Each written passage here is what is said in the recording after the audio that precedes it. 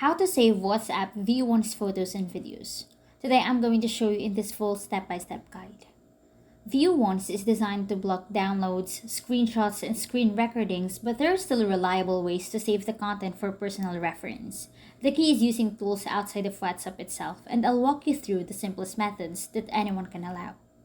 The first method is using a second device. This is the safest and most straightforward option.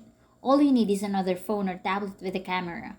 Open the V1's photo or video on your main device, make sure your screen brightness is high enough so all details are visible, and then record or take a picture of your screen using the other device.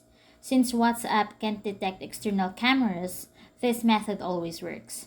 Just make sure the room has a decent lighting to avoid glare or reflections.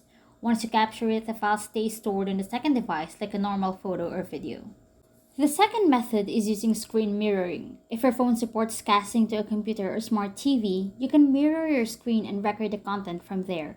Start by connecting your phone to your laptop's screen mirroring tool, open a screen recorder on the laptop, and then play the V1's content on your phone. Even though WhatsApp blocks screen recording on the phone itself, it can't disable the recorder on the device you're casting to. This method is helpful for longer videos because the computer offers better stability and storage. Another method is to use an external camera app on a phone that doesn't notify apps when recording. Some Android devices allow floating camera apps or small record windows that function independently of the system recorder. You open the floating camera, place it over the screen, and press record before opening the V1's file. WhatsApp doesn't recognize it as a screen recording because it's treated like a regular app, not a system recorder. This doesn't work on all devices, but when it does, it's a simple one-device solution. There's also the option of backing up your screen using a capture card. If you connect your phone to a capture card and view the screen from a computer, the content can be recorded like gameplay footage.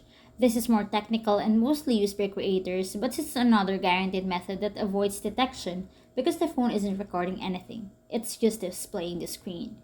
Whichever method you choose, the important thing is that you're capturing the content externally, not through WhatsApp's built-in tools. The app's protections only block internal capturing, not what happens outside the device. Just remember to use these methods responsibly and with respect for the sender's privacy. This guide gives you the technical steps, but how you use them should always be thoughtful and considerate.